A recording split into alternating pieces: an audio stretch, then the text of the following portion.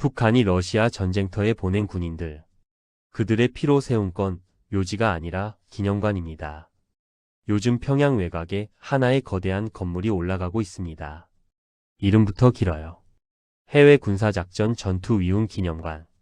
러시아와 우크라이나 전쟁에 나갔다가 죽은 북한 군인들을 영웅으로 기리기 위한 전용 박물관입니다.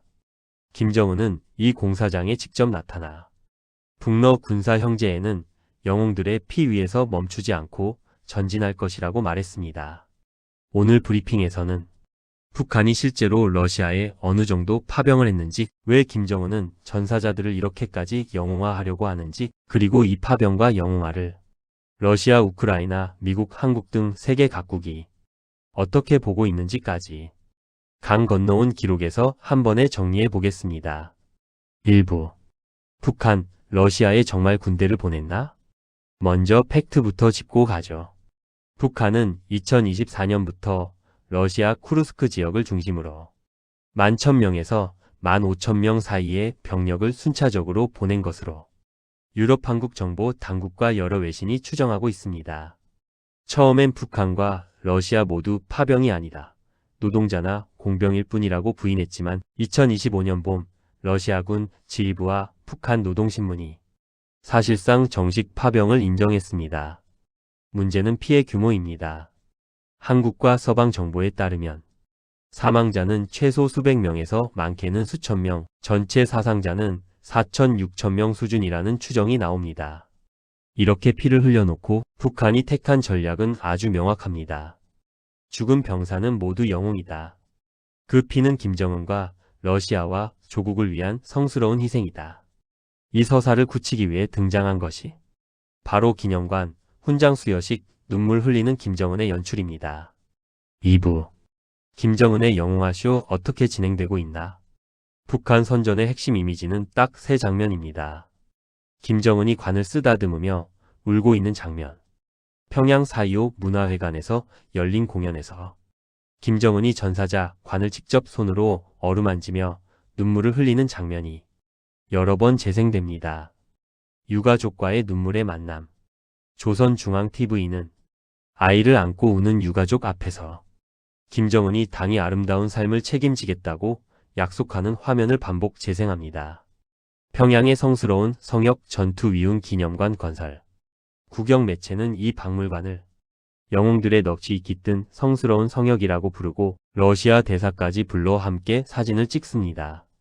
현지 주민과 탈북자 네트워크가 전한 증언을 보면 이런 장면 뒤에서 실제로 벌어지는 풍경은 조금 다릅니다.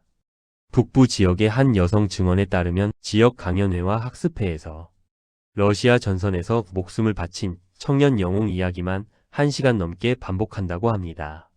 어떤 모임에선 김정은이 울면서 연설하는 장면이 나오자 같이 울지 않으면 주변 시선을 의식할 정도라고도 말합니다.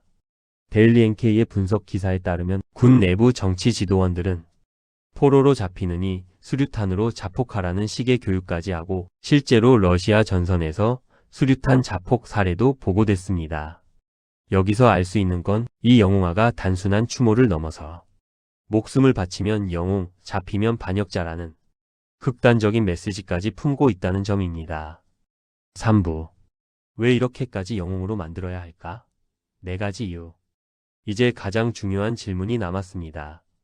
김정은은 왜 러시아 파병 전사자를 이렇게까지 영웅으로 만들려 할까? 핵심 이유는 4가지로 정리할 수 있습니다.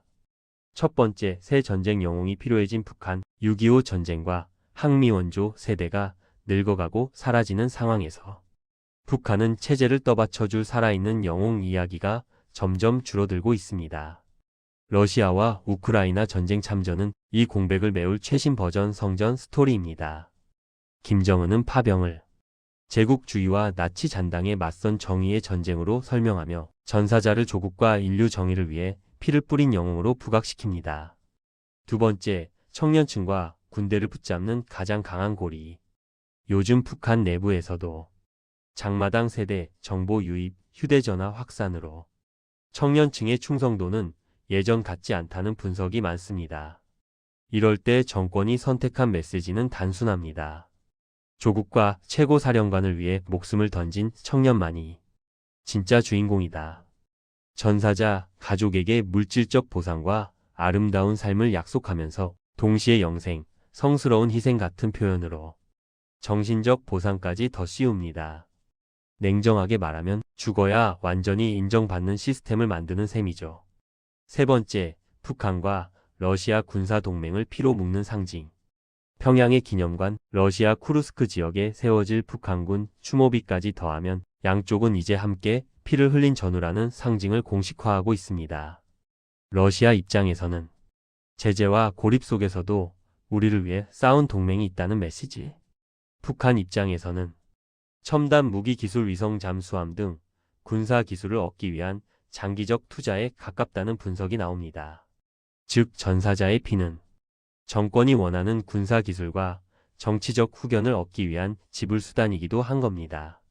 네 번째, 내부 불만을 감동과 공포로 동시에 잠그기. 마지막 네 번째 이유는 슬픔의 방향을 통제하기 위해서입니다. 아시아 프레스에 따르면 주민들 사이에서 저 나이에 전쟁터에 내몬 정권이 문제라는 말을 했다가 곧바로 보이부 조사를 받은 사례도 전해집니다. 정권이 원하는 감정은 두 가지뿐입니다. 김정은을 따라 오는 감동의 눈물, 나도, 내 자식도 비판적인 말을 했다간 위험하다는 공포. 전사자의 죽음은 사실상 이 두 감정을 동시에 심어넣기 위한 정치 도구가 됩니다. 4부. 세계는 이 파병과 영웅화를 어떻게 보고 있나? 짧게 국제 시각도 정리해 보겠습니다.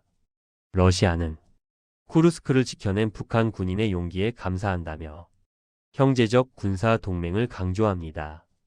우크라이나는 북한 파병을 독재 국가들의 연합이라고 규정하고 포로로 잡은 북한 병사들을 공개하면서 청년을 팔아넘긴 정권이라는 메시지를 내보냅니다.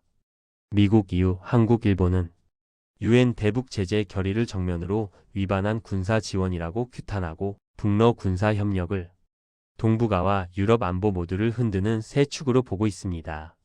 정리해보면 이렇습니다. 북한이 러시아에 보낸 군인들의 피는 평양의 기념관 벽돌이 되고 김정은 연설의 눈물 연출이 되고 북러 군사 동맹을 과시하는 상징 자산이 되고 있습니다. 하지만 그 대가를 치르는 사람은 결국 러시아 국경의 참호에 서 있던 북한 청년들입니다. 마지막으로 이런 질문을 남기고 싶습니다. 북한이 정말 지키고 싶은 건 조국일까요? 아니면 조국을 등에 업은 정권 자신일까요? 오늘 브리핑이 북한 러시아 파병과 전사자 영웅화 이슈를 다시 한번 생각해보는 계기가 되셨다면 영상 하단의 좋아요와 구독, 알림 설정 꼭 부탁드립니다. 강 건너온 기록이 전해드렸습니다. 감사합니다.